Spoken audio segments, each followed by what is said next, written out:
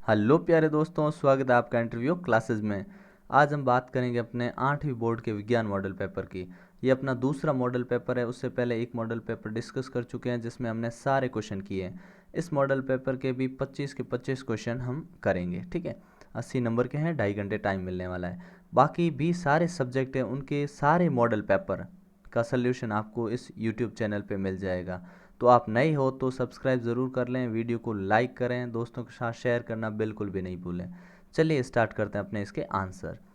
पहला क्वेश्चन है, फसल उत्पाद के दौरान मिट्टी में पोषक तत्वों के स्तर को बनाए रखने के लिए क्या मिलाते हैं? तो हम जानते हैं इसमें क्या मिलाते हैं, खाद मिलाते हैं, ठीक है। ऑप्शन द करेक्ट हो गया, ठीक है। निम्नलिखित में से जैव अनिम्नीकरणीय पदार्थ हैं। कौन सा अनिम्नीकरणीय, मतलब जो कभी नष्ट नहीं होता? तो ये तो हो जाते हैं भाई, ठीक है। ये प्लास्टिक नहीं होता, पड़ा रहता है सालों साल तक, ठीक है।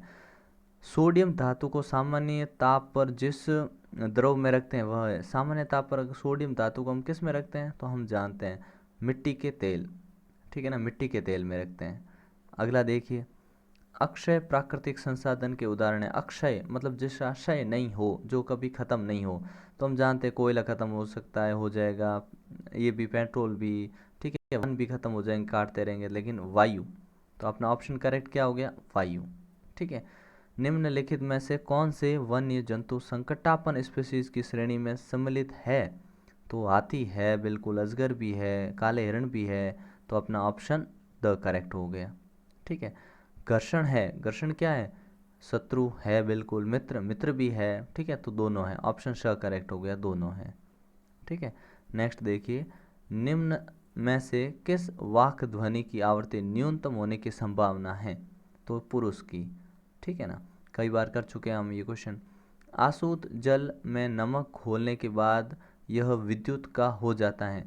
अगर आसूत जल मतलब एकदम प्योर वाटर जिसका पीएच 7 होता है, ठीक है ना, उसमें विद्युत का चालन नहीं होता है, लेकिन उसमें आपने नमक डाल दिया है तो विद्युत का क्या, सुचालक बन जाएगा। ऑप्शन ब करेक्ट है। किसी भूकंप की शक्ति के परिमाप को खाली जगह पर व्यक्त किया जा सकता है? तो रिएक्टर स्केल, रिएक्टर पैमाना, ठीक है ना। ऑप्शन ए करेक्ट हो गया। 10वां देखिए, वायुमंडल में सबसे अधिक मात्रा में पाई जाने वाली गैस है? तो नाइट्रोजन है, हम जानते हैं नाइट्रोजन है, दूसरे नंबर पे ऑक्सीजन है, फिर बाकी गैसें हैं, ठीक है। फिर देखिए, रिक्त स्थानों की पूर्ति करते हैं। चलिए,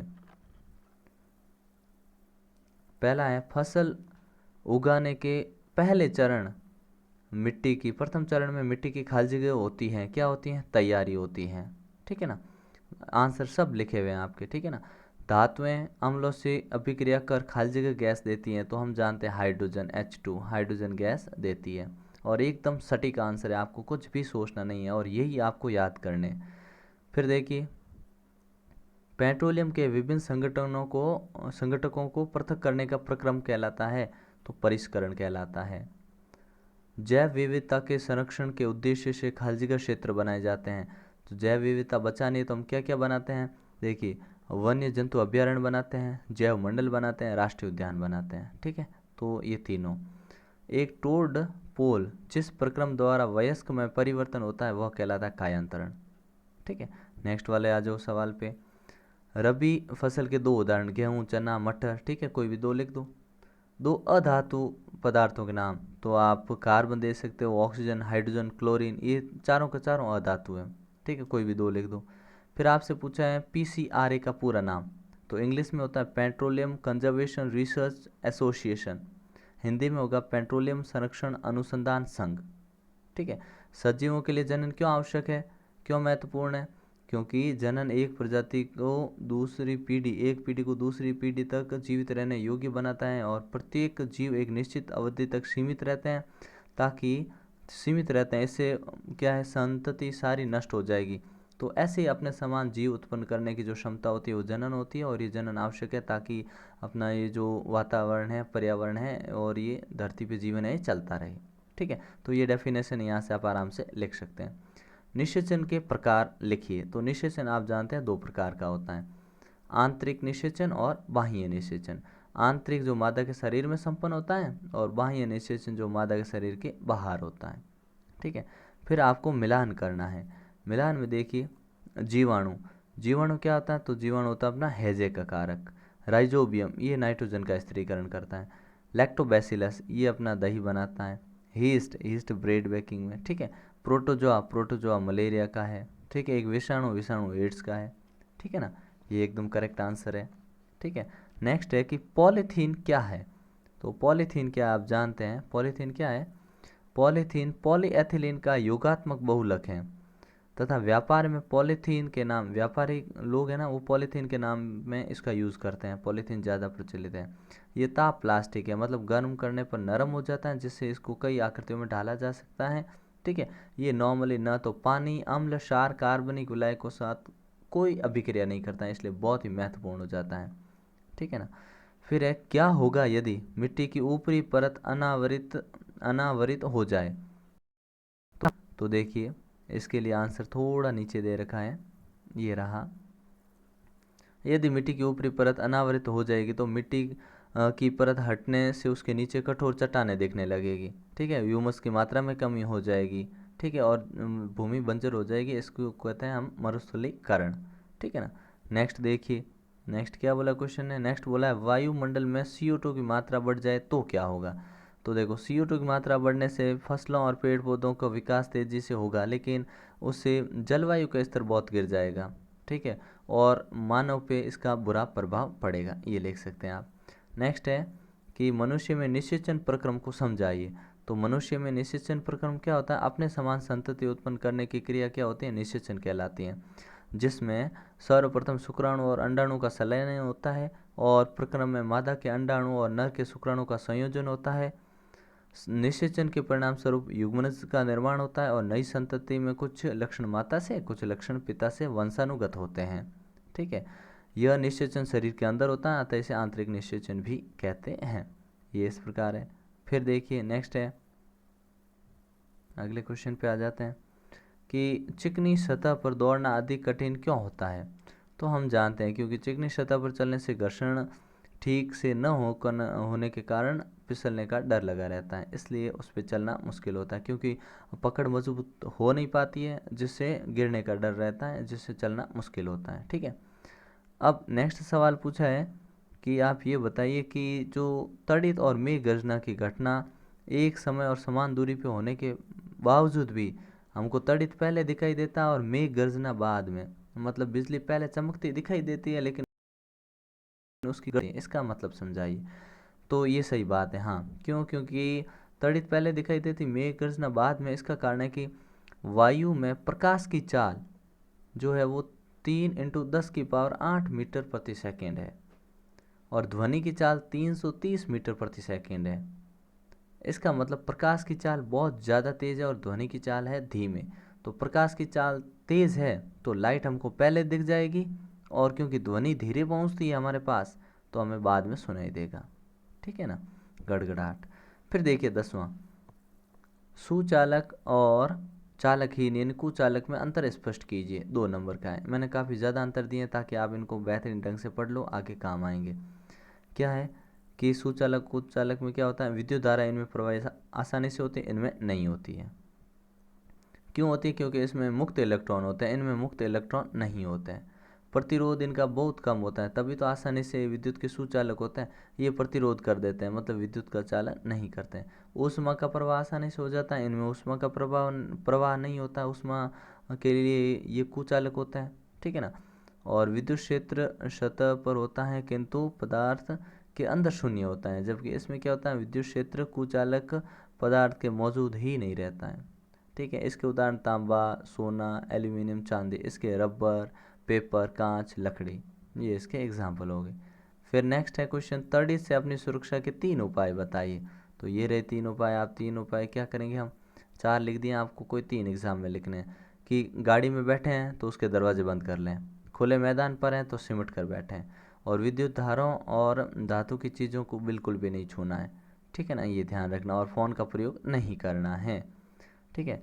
फिर कहते हैं नेक्स्ट वाला क्वेश्चन है, क्या आकाश में तारे गति करते हैं? व्याख्या कीजिए। तो इसका उत्तर लिखेंगे नहीं, आकाश में तारे गति नहीं करते हैं, किंतु ऐसा प्रतीत होता है। ध्रुव तारे को छोड़कर सभी तारे पूर्व से पश्चिम की ओर गति करते हुए प्रतीत होते हैं, क्योंकि पृथ्वी अपने अक्ष पर पश्चिम से पूर्व की ओर गति करती है। ठीक है, ध्रुव तारा स्थिर दिखाई देता है क्योंकि वो पृथ्वी के अक्ष की दिशा में स्थित है। ठीक है ना।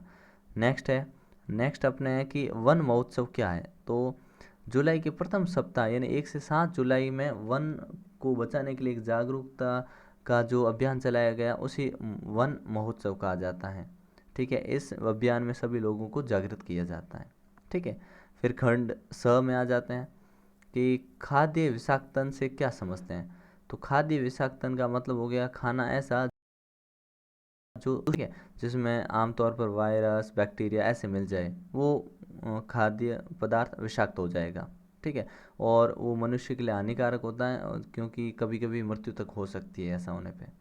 ठीक है, फिर पूछा है 15वां हमसे उदाहरण देकर प्रदर्शित कीजिए कि प्लास्टिक की प्रकृति असंक्षारक होती है। असंक्षारक कहने का मतलब उदाहरण समेत बताइए कि ये कभी नष्ट नहीं होता है। तो आप क्या कहोगे, प्लास्टिक पानी और हवा से क्रिया नहीं करता है इसलिए असंक्षारक है। उदाहरण के लिए देख लो, प्लास्टिक से बनी हुई वस्तुएं लंबे समय तक प्रयोग किए जा सकते हैं, घरों में पड़े रहते हैं। ठीक है ना, और सालों साल चलते हैं, उनको कुछ भी नहीं होता है, रंग रूप कुछ भी बदलाव नहीं आता है। ठीक है, नेक्स्ट है, क्या आप नींबू के अचार को एल्यूमिनियम पात्र में रख सकते हैं। तो देखो नहीं, नींबू के अचार को एल्यूमिनियम पात्रों में नहीं रखते। क्यों, क्योंकि हम कोई अचार आदि इसमें नहीं डालते हैं, इसमें डाल दें तो यह अभिक्रिया करेगा और भोजन को विषाक्त कर देगा, जिससे खाने से मृत्यु हो जाएगी। नेक्स्ट है, समझाइए जीवाश्म ईंधन समाप्त होने वाले प्राकृतिक संसाधन क्यों हैं। ये इसलिए ख़त्म होने वाले हैं क्योंकि इनमें बनने में मृत जीवों को ईंधन में परिवर्तन होने के लिए लाखों वर्ष लग गए और उपलब्ध भंडार भी सीमित है, इसलिए ये समाप्त होने वाले प्राकृतिक संसाधन है। अब ये बताइए कि घर्षण हानिकारक होते हुए भी आवश्यक होता है, क्यों, उदाहरण देकर समझाना है। तो आंसर क्या लिखोगे कि हानिकारक तो होता है लेकिन फिर भी आवश्यक है। रीज़न क्या है कि हमें चलने के लिए ब्रेक लगाने पड़ते हैं ताकि हम रुक जाएं, अगर नहीं रुक पाएंगे तो समस्या। कबड्डी में खिलाड़ियों को अपने हाथों पर मिट्टी लगानी पड़ती है जिससे घर्षण उनका घर्षण बढ़ जाए। ठीक है ना, चलते समय अधिक बल लगाकर पैरों द्वारा जमीन को पीछे धकेला जाता है। ठीक है ना, और सर्दियों में हाथों को रगड़कर ऊष्मा पैदा की जाती है। कारखानों में घिरनी और पट्टे के बीच घर्षण बढ़ाने के लिए बेरोज का इस्तेमाल किया जाता है। ठीक है ना, ये है घर्षण के हानिकारक होते हुए भी अपने लिए फायदेमंद हैं। ठीक है, फिर नेक्स्ट देखिए, नींबू के रस में संपरीक्षित के स्वतंत्र सिरों को डुबोते हैं तो चुंबकीय सुई पर इससे क्या प्रभाव होता है। तो देखिए क्या प्रभाव होता है। अब इसमें क्या होता है, ऐसा होने की व्याख्या हम कर सकते हैं कि किसी टेस्टर के स्वतंत्र सिरों को किसी विलयन में डुबोते हैं तो चुंबकीय सुई विक्षेपित होने का कारण ये होता है कि विद्युत धारा चुंबकीय प्रभाव उत्पन्न करती है। जहाँ विद्युत धारा होगा वहाँ चुंबकीय प्रभाव भी होगा। ठीक है ना, तो विद्युत धारा दुर्बल होने पर भी चुंबकीय सुई विक्षेपित होती है। चुंबकीय सुई का विक्षेपण धारा की प्रबलता पर निर्भर करता है और धारा जितनी प्रबल होगी चुंबकीय सुई उतना ही अधिक विक्षेपित होगी। ठीक है ना, नेक्स्ट है, भूकंप से बचाव के लिए क्या क्या प्रयास करने चाहिए। तो भूकंप से बचाव के लिए क्या करना चाहिए कि किसी भी मकान दफ्तर घर में मौजूद हो तो वहाँ से खुले में आ जाएं, बिल्डिंग के आसपास खड़े नहीं रहें, दरवाजे खिड़कियाँ सबको खुला रखें और घर में सभी बिजली के जो उपकरण हैं सारे के सारे बंद कर दिए जाएं। ठीक है, ये होता है भूकंप से बचने का तरीका। कृत्रिम उपग्रह क्या है समझाइए। तो देखो कृत्रिम उपग्रह क्या होता है। पहला कृत्रिम उपग्रह था स्पुतनिक फर्स्ट, सोवियत संघ द्वारा 4 अक्टूबर 1857 को शुरू किया गया। इसमें क्या होता है, ये मानव निर्मित होते हैं। ठीक है ना, मानव निर्मित उपग्रह को कहा जाता है कृत्रिम उपग्रह। ठीक है, फिर आप ये लिख सकते हैं। ठीक है, फिर लास्ट के कुछ क्वेश्चन है वो देखिए।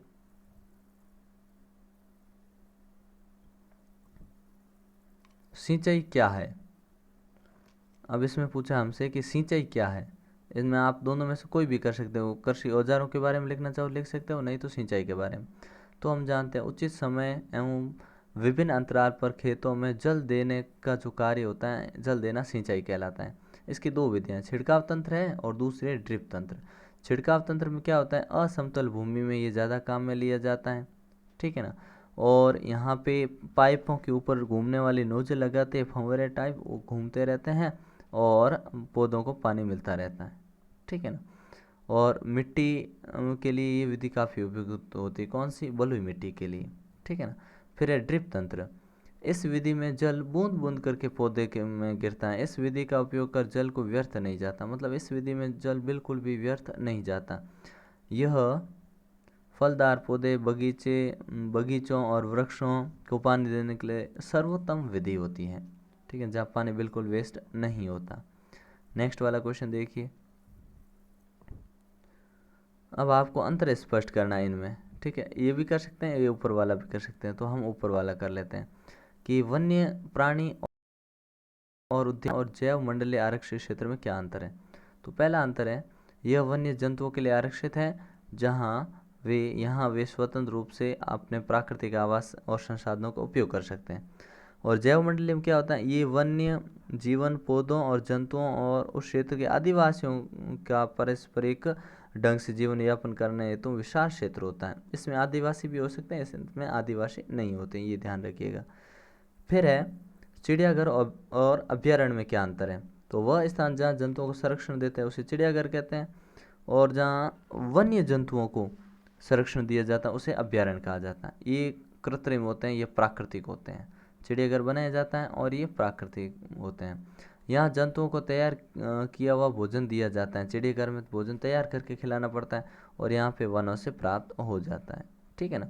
नेक्स्ट वाला देखिए, संकटापन क्या होता है, ऐसे स्पीसीज जिनकी संख्या एक निर्धारित स्तर से कम होती जा रही है और इसमें विलुप्त मतलब जो अब देखने को नहीं मिलती, ये विलुप्त हो सकते हैं, जैसे बाघ, ये जल्दी विलुप्त हो सकती हैं, और ये विलुप्त हो चुके हैं जैसे डायनासोर। अब है वनस्पति जात और प्राणी जात में आपको बताना अंतर। तो पहला अंतर हो गया, किसी विशेष क्षेत्र में पाए जाने वाले पेड़ पौधे उस जंतु की वनस्पति जात कहलाते हैं, जैसे साल, सागवान, पचमढ़ी, ये हो गया, ठीक है। प्राणी जात क्या होता है, किसी विशेष क्षेत्र में पाए जाने वाले जीव जंतु, ये तो होते हैं वनस्पति जात में तो प्राणी, ठीक है, मतलब पेड़ पौधे आते हैं, और इसमें आते हैं जंतु, जानवर, ठीक है, हिरण, चीतल, ठीक है ना, ये आंसर हो गए। फिर देखिए नेक्स्ट है अपना 24वां, जिसमें आपको अंतर स्पष्ट करना है, ठीक है ना, मतलब इनके बारे में डेफिनेशन देनी कि पराश्रव्य तरंगे क्या है, श्रव्य क्या है, पराश्रव्य और अवश्रव्य, हाँ अवश्रव्य क्या है, ठीक है। तो देखिए अवश्रव्य तरंगे क्या होती है, 20 हर्ट्ज से नीचे वाली जो ध्वनि होती है अवश्रव्य तरंगे कहते हैं, इससे हमारे कान नहीं सुन सकते, ठीक है ना। श्रव्य कौन सी होती है, जो 20 हर्ट्ज से लेके 20,000 हर्ट्ज हम आराम से सुन सकते हैं। पराश्रव्य यानी अल्ट्रासोनिक वेव वो होती है जो 20,000 हर्ट्ज के ऊपर होती हैं, उनको कहा जाता है, ठीक है। और इन्हें कुछ जानवर सुन सकते हैं, जैसे कुत्ता, बिल्ली, चमगादड़, ऐसे, ठीक है ना। तो ये है आपके ध्वनि तरंगों के बारे में। फिर नेक्स्ट है अपना लास्ट क्वेश्चन है, वो है जल प्रदूषण के कारक, प्रभाव और रोकथाम के उपाय, ठीक है। तो यहाँ पे आप वीडियो पॉज करके आराम से यहाँ इनको नोट कर सकते हैं, ठीक है ना। तो मिलते हैं नेक्स्ट पार्ट में, तब तक के लिए गुड बाय, जय हिंद, जय भारत।